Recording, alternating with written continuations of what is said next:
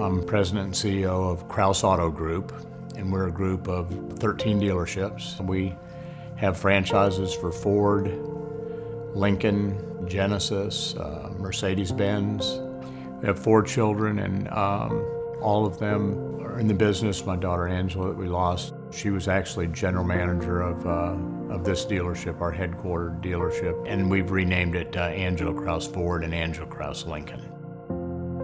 The story is she was pregnant with her second child and had a very difficult pregnancy. Later on, we found out the reason for the difficulty was the fact that she had developed a rare form of lung cancer. 4 months after giving birth to her second child, she passed away. You know, one of the first things we did is rename this dealership for her.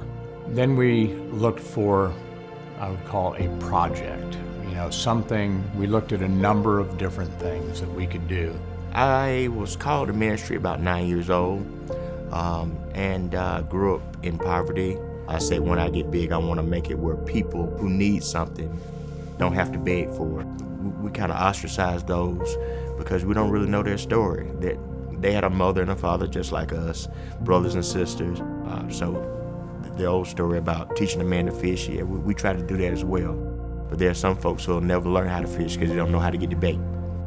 We had a lot of children, a lot of elderly people in this community, and so I would cook to make sure that they would have those meals. I would feed on Saturday and Sunday.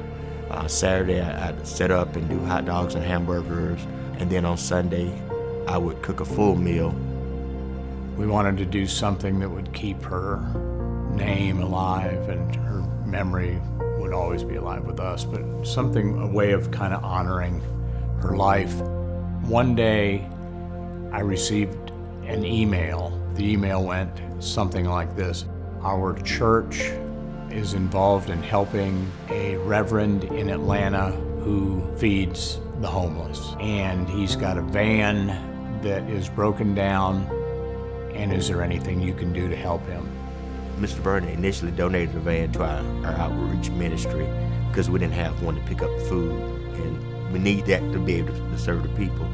Step by step, we got to the point of the kitchen.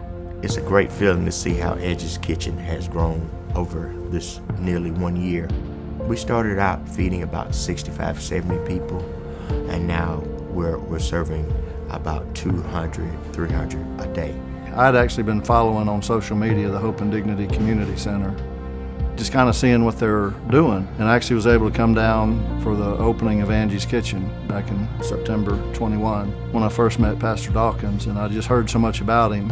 I think when I talked to him that day, I said, well, I'll be back, and I've been back. And I'm standing there handing it out, and what do you need? And he says, I'm hungry. I'm like, all right, here, we can help you with that. And it, the selfish part of me, it feels good. When I drive down here and I step out of the car, it's just like a smile comes on my face. It's just so encouraging to see how this operation has grown so quickly. I think if you talk to Pastor Dawkins, you'll see that I don't think he had any idea of how great the need was here, and that's what really impresses you when you come here. You see people, but sometimes we try not to look, to be honest. We all never been there. Being here every day and seeing it every day, all day, is more humbling. We're going to build a community center, and our hope is that we will then have bathrooms and showers. We envision that we can maybe have tables for 100 to 150 people that could eat at one time. But there were issues in acquiring the land next door. We needed more land in order to do some of this, and it took a long time just to find who the owner of that property was. There were back taxes on it and liens, but we've gotten there, and we have it, and we've cleared it, and we're in the planning stages, and so we will get there. I don't think anybody that has an ounce of decency or humanity in them can't be moved by the results that you see. The other thing that's overwhelming is to come here and see how much what Pastor Dawkins is doing is appreciated. You can see it on people's faces. You can see it in their attitudes. You can see it in how they greet you when you come here, and that's just, I mean, that's heartwarming. We give out clothes and personal hygiene items for men and women each day. Saturday is a big day for us as well. I do hamburgers and hot dogs. That's our tradition every Saturday, but we still do the food, community outreach. We have a community center here where we teach the kids computer skills and try to direct them to college or some trade. We help those who are displaced find housing. We do HIV, AIDS testing. We have done COVID shots and COVID testing here. So we do a multitude of things for a multitude of issues that people deal with. We're here to feed you, not only just food, you know, a message, clothing, whatever you need to be fed with. The housing, IDs, and the meal.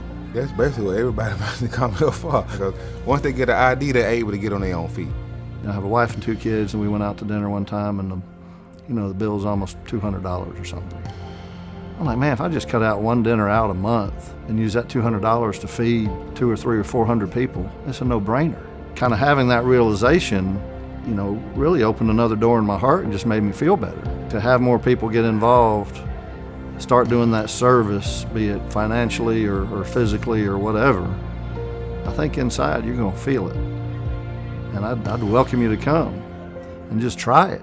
I think the goal of Angies Kitchen is to be a place where the community can come, feel loved, feel cared for, and receive more than just a meal, but just receive hope.